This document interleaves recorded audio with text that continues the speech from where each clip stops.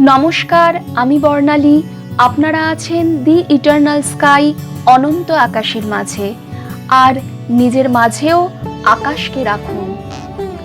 স্বামী অচ্যুতানন্দজির দ্বাদশ জ্যোতির্লিঙ্গ গ্রন্থটি থেকে জ্যোতির্লিঙ্গ রামেশ্বর সম্পর্কে পাঠ চলছে। আমাদের সফরের এইটি সর্বশেষ জ্যোতির্লিঙ্গ। জ্যোতির্লিঙ্গের কোনো ক্রম নেই, তবে আমরা লেখকের লেখনীর হাত ধরে যে সফরে বেরিয়েছিলাম, সেই সফরের শেষ পর্যায়ে এসে আমরা পৌঁছেছি। আজ তার অন্তিম পর্ব। আশা করছি আপনাদের সকলের ভালো লাগছে, আর পাঠ ভালো লাগলে লাইক, শেয়ার ও কমেন্ট করবেন এবং চ্যানেলটিকে সাবস্ক্রাইব করবেন। যারা আগের পর্বগুলি মিস করে গেছেন, তারা ডেসক্রিপশন বক্সে দেওয়া জ্যোতির্লিঙ্গগুলির বিগত এপিসোড ও আলাদা করে বাংলায় পর্ব সংখ্যা দেওয়া লিঙ্কগুলি ক্লিক করে দেখে নিতে পারেন। আর ভিডিওটি সম্পূর্ণ দেখবেন, স্কিপ করে যাবেন না, কারণ ভিডিওর শেষে প্রথম থেকে সবকটি জ্যোতির্লিঙ্গ পরপর আমরা যেভাবে ভ্রমণ করে এসেছি তার এক ঝলক আবার আমরা দেখতে পাব। আশা রাখছি আপনাদের ভালো লাগবে। জ্যোতির্লিঙ্গ রামেশ্বর।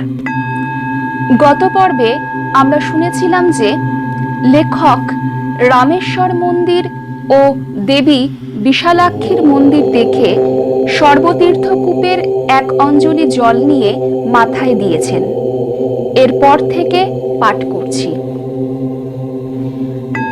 মূল রামেশ্বরের মন্দির পরিক্রমা করে দক্ষিণ দিকে এসে প্রথমেই পেলাম একটি ছোট মন্দির। এর নাম উৎসব মূর্তি মন্দির। এখানে দেবতাদের উৎসব বিগ্রহ আছে, ধাতু মূর্তি। উৎসবের সময় এবং নানা অনুষ্ঠানে এই বিগ্রহদের শোভাযাত্রা করে বাইরে নিয়ে যাওয়া হয়। এর মধ্যে নন্দিকেশ্বরের মূর্তিটি অপূর্ব।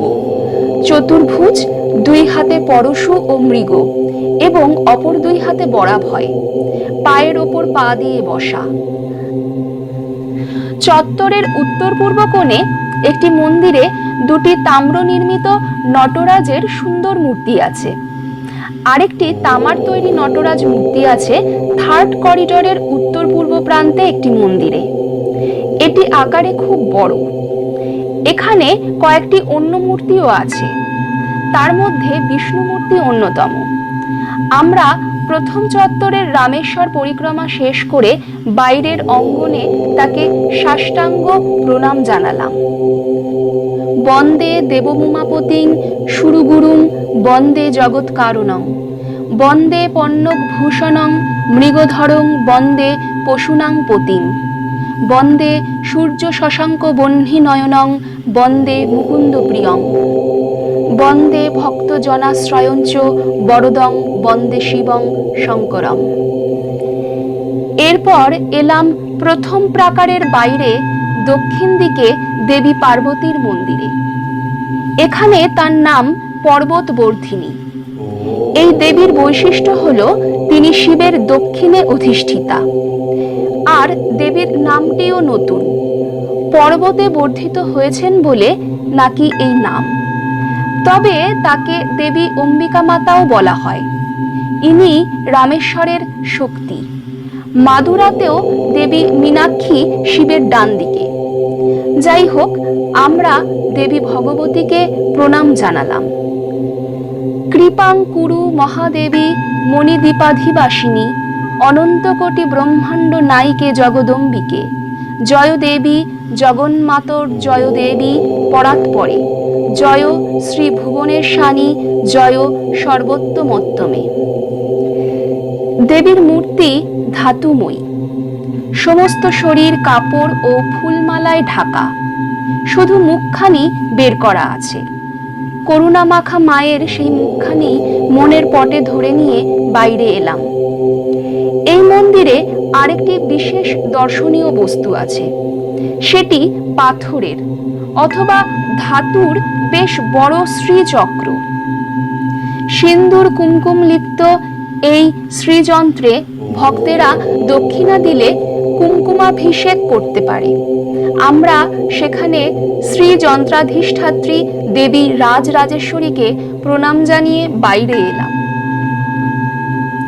দেবীর মন্দিরের উত্তর পূর্ব কোণে প্রাকার সংলগ্ন গৃহটি শিব ও দেবীর শয়ন মন্দির।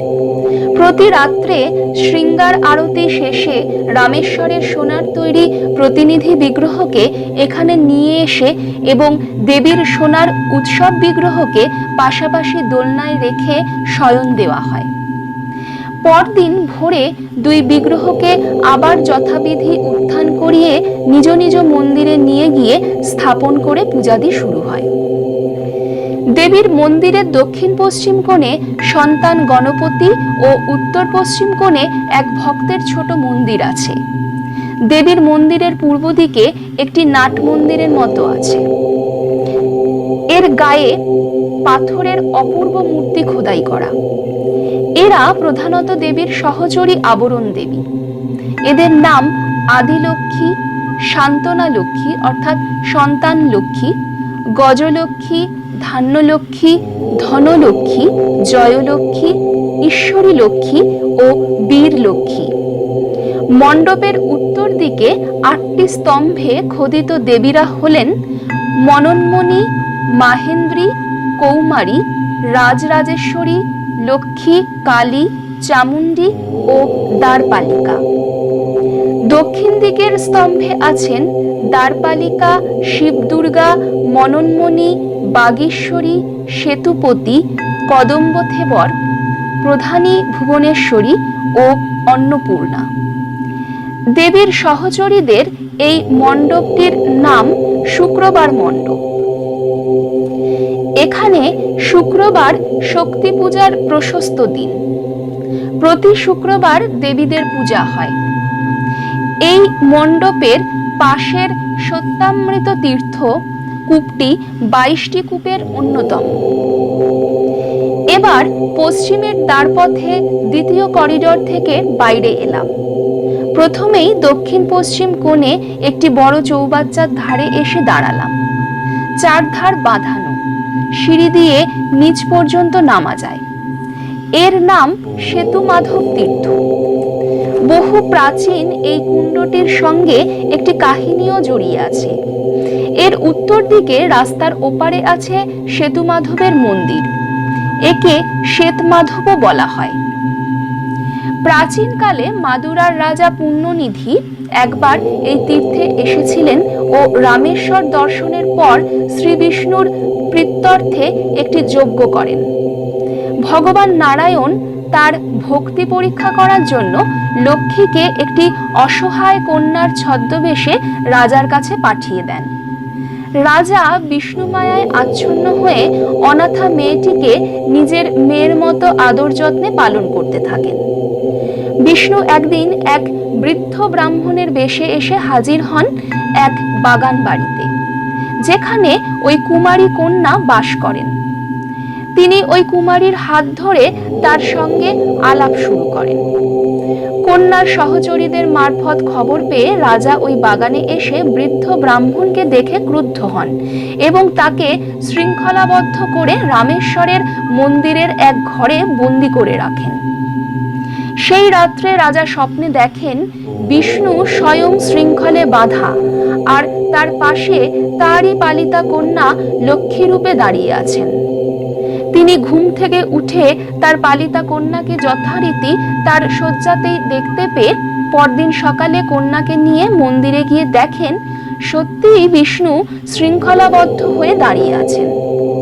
রাজা অনুতাপ ও দুঃখে ভেঙে পড়ে অনেক প্রার্থনা করতে বিষ্ণু প্রসন্ন হয়ে বলেন, ভয় নেই রাজা, তোমার ভালোবাসাই আমার এই লৌহ শৃঙ্খলের চিহ্ন হয়ে থাকবে। আমি লক্ষ্মীর সঙ্গে এই মন্দিরে তোমার প্রীতির বন্ধনে বাধা পড়ে এখানেই থাকব। এই সেতু তীর্থে তুমি যে যজ্ঞ করলে তা সফল হবে। এখানে আমার নাম হবে সেতু মাধব। বর্তমানে এই মন্দিরে শ্বেত মার্বেল পাথরের তৈরি নারায়ণের 2 হাত শিকলে বাঁধা, মা লক্ষ্মী পাশে দাঁড়িয়ে আছেন। তাই একে অনেকে শ্বেতমাধবও বলে। পাশের সেতুমাধব কুণ্ডে স্নান করে এই মূর্তি দর্শন করতে হয়। আমরা যখন দেখতে গেলাম তখন কুণ্ডের জল সামান্যই আছে, দড়ি বালতি দিয়ে অল্পই জল উঠছে। আমি একটু জল চেয়ে নিলাম। সেতুমাধবের ভক্তানুগ্রহকারী মূর্তি দর্শন করে আমরা তৃতীয় প্রাকারের সঙ্গমস্থলে এসে পৌঁছালাম। দুপাশে উত্তর দক্ষিণে লম্বা গলিপথ, আধো আলো আধো অন্ধকারে এক মহা বিস্ময়ের ব্যাপার। অবাক হয়ে তাকিয়ে থাকা ছাড়া উপায় নেই। এই চৌমাথাটিও অপূর্ব। পূর্ব পশ্চিমে মন্দিরের দিকে আরেকটি রাস্তা বেরিয়েছে। আমরা এবার বাইরে বেরিয়ে এলাম পশ্চিম গোপুরম দিয়ে। প্রণাম জানালাম শ্রীরামকে। নীলাম্বুজ শ্যামল কোমলাঙ্গং সীতা সমারোপিত বাম ভাগম পানো মহাশায়ক চারুচাপং নমামি রামং রঘুবংশনাথম। শ্রীরামের কৃপাতেই তো এই শ্রীরামেশ্বরের অধিষ্ঠান, আর এই তীর্থে মহাবীরেরই তো প্রাধান্য, তাই তাকেও প্রণাম। গোষ্পদীকৃত বারিশং মশকীকৃত রাক্ষসম রামায়ণ মহামালা রত্নং বন্দেহ নীলাত্মজম। মূল মন্দির দর্শন সাঙ্গ হলো। এবার আমাদের গাইড প্রণবানন্দজি রামেশ্বর শিব প্রতিষ্ঠার আরেকটি কাহিনী শোনালেন। এই মন্দির দ্বাদশ শতাব্দী পর্যন্ত এক সাধক সম্প্রদায়ের হাতে ছিল। সাধারণ কুঁড়ে ঘরে তার সেবা হতো। ভাবের পূজা, কোনো ঐশ্বর্য ছিল না। তারপর ওই শতাব্দীর শেষ থেকে ক্রমশ সিংহল দ্বীপ ও ভারতের মূল ভূখণ্ডের রাজাদের নজরে পড়ল এই দ্বীপভূমিটি। সিংহলের রাজা পরাক্রমবাহু দ্বাদশ শতকের শেষার্ধে শ্রী রামনাথ স্বামীর মূল গর্ভগৃহ দেবী পর্বতবর্ধিনী ও বিশ্বনাথের মন্দির তৈরি করে দেন। পঞ্চদশ শতকে রামনাদের রাজা উদয়ন সেতুপতি ও নাগুরের এক ব্যবসায়ী প্রায় ৮০ ফুট উঁচু পশ্চিম গোপুরমটি ও বাইরের প্রাচীর তৈরি করে দেন। পর্বতবর্ধিনী দেবীর মন্দিরের বেষ্টনী তৈরি করেন মাদুরার এক ধনী ভক্ত। ষোড়শ শতকে থিরুমালাই সেতুপতি দ্বিতীয় করিডোরের দক্ষিণাংশ তৈরি করে দেন। এইভাবে ধীরে ধীরে আজ মন্দির চত্বরের যে বিরাট চেহারা দেখা যাচ্ছে তা গড়ে উঠেছে অনেক দিন ধরে। রামেশ্বর লিঙ্গ প্রতিষ্ঠার প্রচলিত যে কাহিনী আমরা জানি, রাবণ বধের পর ব্রহ্ম হত্যার পাপ থেকে রক্ষা পাওয়ার জন্য সীতার তৈরি বালির শিবলিঙ্গ শ্রীরামচন্দ্র পূজা করেছিলেন। সেটি ছাড়া শিবপুরাণে আরেকটি বিবরণ পাওয়া যায়। প্রণবানন্দজি সেটিও আমাদের শোনালেন। রাবণ কর্তৃক অপহৃতা সীতার অন্বেষণে সমুদ্র তীরে গিয়ে কিভাবে সমুদ্র পার হওয়া যায় এই চিন্তায় যখন শ্রীরাম, লক্ষ্মণ, হনুমানাদি সকলে চিন্তান্বিত, সেই সময় হঠাৎ শ্রীরাম পিপাসার্ত হলেন। উবাচ রাঘব স্তোত্র জলার্থী লক্ষণা ভবম। কপিগণ এই কথা শোনা মাত্র সুশীতল জল এনে দিল। শ্রীরামচন্দ্র হাতে পাত্র নিয়ে পান করতে গিয়েই মনে পড়ল, তদাচ শরণং জাতম ন কৃতং দর্শনং ময়া শিবস্য বানশ্রেষ্ঠা কথং চ গৃচ্ছতে জলম। এখনো পর্যন্ত শিবের দর্শন হয়নি, পূজা হয়নি, কিভাবে আমি জল গ্রহণ করব? এই বলে তিনি জল ফেলে দিলেন। তারপর পার্থিব শিবলিঙ্গ তৈরি করে পূজা প্রার্থনা করতে লাগলেন। আমি যেন সমুদ্র পার হয়ে শিবভক্ত রাবণ যে অধার্মিক অত্যাচারী স্ত্রী হরণকারী তাকে নিধন করতে পারি। আপনি আমার এই কাজে সহায় হন।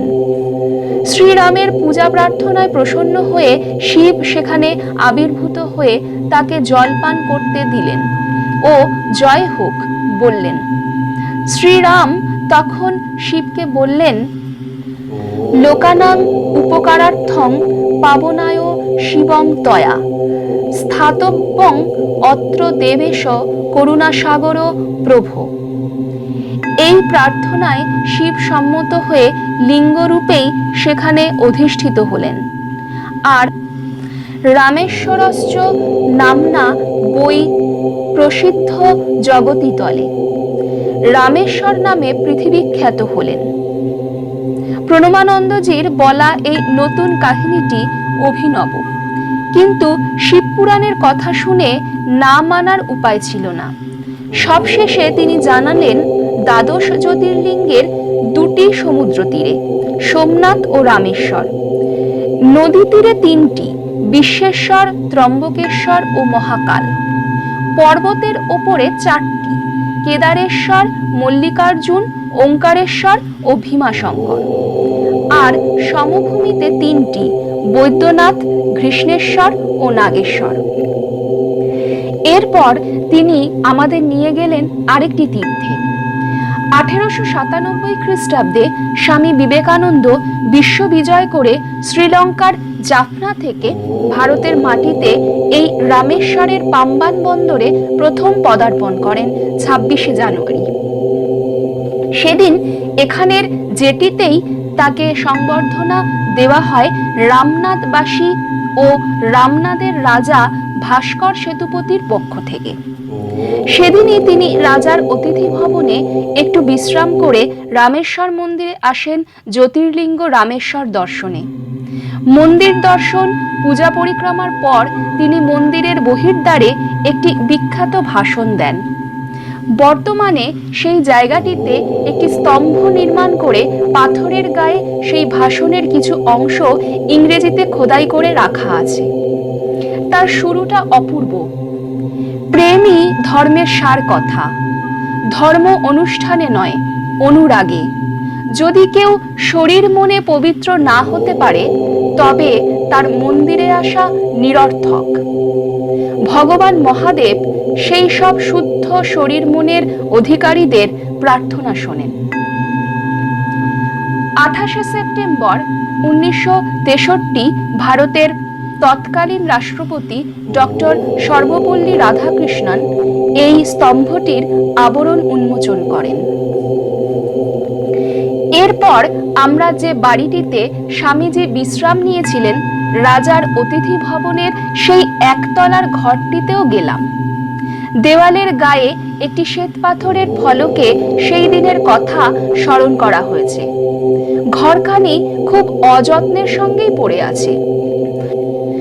আমরা সেখানে স্বামীজির উদ্দেশ্যে প্রণাম জানিয়ে মন্দির থেকে 4 মাইল দক্ষিণে ধনুষ্কটির দিকে আরেকটি জায়গায় গেলাম। এর নাম জটাতীর্থ।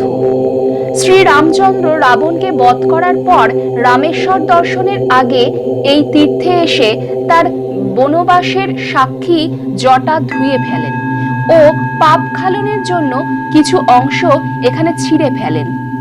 সেই থেকে প্রায় 300 বর্গফুট বিস্তৃত এই কুণ্ডটি জটাতীর্থ নামে খ্যাত। এখানে প্রতিষ্ঠিত শিবলিঙ্গটির নাম পাপ হরেশ্বর।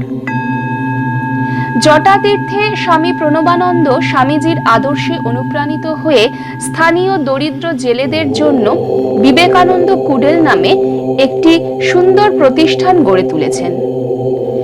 অবহেলিত দরিদ্র এই জেলেদের ধর্মান্তরিত হওয়ার প্রলোভন থেকে রক্ষা করে তাদের বাসস্থান, শিক্ষা এবং হিন্দু সংস্কৃতি প্রচারের উন্নততর ব্যবস্থা তিনি করেছেন। এটি কোনো সাম্প্রদায়িক ব্যাপার নয়, একেবারে স্বামীজির আদর্শে দরিদ্র নারায়ণ সেবার একটি নিদর্শন। রামেশ্বর দর্শনার্থী সকলেরই তীর্থ দর্শন সার্থক হবে এমন একটি শিব জ্ঞানে জীব সেবার আদর্শে উদ্বুদ্ধ কার্যক্রম দর্শন করলে। অশিক্ষিত জেলেরা তার অনুপ্রেরণায় সুন্দর পরিচ্ছন্ন ঘরবাড়ি, ঠাকুরের মন্দির নির্মাণ করেছে। সেখানে তাদের ছেলেমেয়েরা বৈদিক মন্ত্র আবৃত্তি করছে, ঠাকুর স্বামীজির বাংলা গান গাইছে, লেখাপড়া করছে। না দেখলে আমাদের ধারণাই হতো না। আমরা সাধ্যমতো এই সেবাযজ্ঞে সাহায্য করলাম।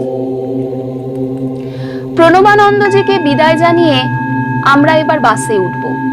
দুপুরের খাওয়ার ব্যবস্থাও তিনি তার পরিচিত এক আশ্রমে করেছিলেন। আহারান্তে সেই আশ্রমের বারান্দায় বসে ভাবছিলাম, এই সব তীর্থ দর্শনের বিষয়ে ঠাকুর বলেছে, ওরে, যেখানে অনেক লোক অনেক দিন ধরে ঈশ্বরকে দর্শন করবে বলে তপ, জপ, ধ্যান, ধারণা, প্রার্থনা, উপাসনা করেছে, সেখানে তার প্রকাশ নিশ্চয় আছে জানবে। তাদের ভক্তিতে সেখানে ঈশ্বরীয় ভাবের একটা জমাট বেঁধে গেছে। তাই সেখানে সহজেই ঈশ্বরীয় ভাবের উদ্দীপন ও তার দর্শন হয়। যুগ যুগান্তর থেকে কত সাধু, ভক্ত, সিদ্ধ পুরুষেরা এইসব তীর্থে ঈশ্বরকে দেখবে বলে এসেছে। অন্য সব বাসনা ছেড়ে তাকে প্রাণ ঢেলে ডেকেছে। সেজন্য ঈশ্বর সব জায়গায় সমানভাবে থাকলেও এই সব স্থানে তার বিশেষ প্রকাশ। যেমন মাটি খুঁড়লে সব জায়গাতেই জল পাওয়া যায়, কিন্তু যেখানে পাতক, ডোবা, পুকুর বা হ্রদ আছে, সেখানে আর জলের জন্য খুঁড়তে হয় না, যখন ইচ্ছা জল পাওয়া যায়। সেই রকম শ্রী শ্রী রামকৃষ্ণ লীলা প্রসঙ্গ, স্বামী শারদানন্দ, দ্বিতীয় ভাগ, গুরুভাব, উত্তরার্ধ, 1995, পৃষ্ঠা 60। দীর্ঘ দ্বাদশ জ্যোতির্লিঙ্গ দর্শন পর্ব এবং তার অনুপর্ব বর্ণনা শেষ হলো এই ভারতের শেষ প্রান্তে রামেশ্বর দর্শনের মধ্য দিয়ে। তাই আজ একটু আবেগপ্রবণ হয়ে ঠাকুরের কথাই ভাবছিলাম। সর্ব দেবদেবী স্বরূপ ঠাকুরই তো শিব স্বরূপ। তার অঙ্গজ্যোতি থেকেই তো ঠাকুরের আবির্ভাব। তাই তার কথাই বারবার মনে পড়ছিল। তিনি বলেছেন, গরু যেমন পেট ভরে জাপ খেয়ে নিশ্চিন্ত হয়ে এক জায়গায় বসে সেই সব খাবার উগরে ভালো করে চিবাতে বা জাবর কাটতে থাকে, সেই রকম দেবস্থান, তীর্থস্থান দেখবার পর সেখানে যেসব পবিত্র ঈশ্বরীয় ভাব মনে জেগে ওঠে, সেই সব নিয়ে একান্তে বসে ভাবতে হয় ও তাইতে ডুবে যেতে হয়। দেখে এসেই সেসব মন থেকে তাড়িয়ে বিষয়ে, রূপরসে মন দিতে নাই, তাহলে ওই ঈশ্বরীয় ভাবগুলি মনে স্থায়ী ফল আনে না। ওই অশেষ কৃপাময় শ্রী রামকৃষ্ণ, সদাশিব, সর্বমঙ্গলময় যিনি, তিনি যেন আমার তীর্থ ভ্রমণের দোষ ত্রুটি দূর করে এর সার স্মৃতিটুকু মনে অক্ষয় করে রাখেন।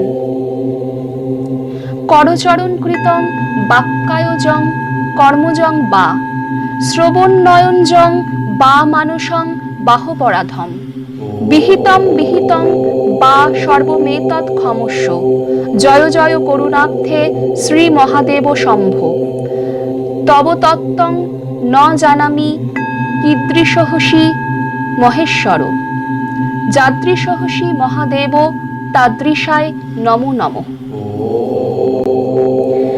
বন্ধুরা, লেখকের এই লেখনীর হাত ধরে আমাদের এই মানস ভ্রমণ রামেশ্বরে এসে সমাপ্ত হলো। আশা রাখছি আমাদের এই দ্বাদশ জ্যোতির্লিঙ্গ সফরের এই মানস ভ্রমণ আপনাদের আনন্দ, জ্ঞান ও শান্তি প্রদান করেছে। আপনারা মন প্রাণ ভরে তা উপভোগ করতে পেরেছেন। যারা গল্প পড়তে বা শুনতে ভালোবাসেন, বা যারা ভ্রমণ পিপাসু বন্ধু আছেন, ঘুরতে ভালোবাসেন, বা যারা ইচ্ছে থাকলেও নানা কারণে যেয়ে উঠতে পারেন না, বা যারা ভবিষ্যতে এই জায়গাগুলিতে যাবেন, তাদের সকলের জন্যই এবং শিব মাহাত্ম্য কীর্তনের জন্য আমাদের এই ক্ষুদ্র প্রয়াস, যা শ্রাবণ মাস থেকে শুরু হয়েছিল। এমনই অনেক ভালো ভালো গল্প বা ভ্রমণ কাহিনী, তা সে ধর্মীয়, ঐতিহাসিক বা ভৌগোলিক যে কারণেই গুরুত্বপূর্ণ হোক না কেন, জানা বা অজানা যাই হোক না কেন, এমন ধরনের অনেক লেখকের লেখা আপনাদের সামনে তুলে ধরার ইচ্ছে রইল। আর আপনাদের এই গল্প শোনাতে গিয়ে আপনাদের পাশাপাশি আমিও সমৃদ্ধ হব। শুধু চাই আপনাদের সঙ্গ ও উৎসাহ। তাই বেশি করে শেয়ার করুন এবং অন্য বন্ধুদেরও চ্যানেলটিকে সাবস্ক্রাইব করতে বলুন।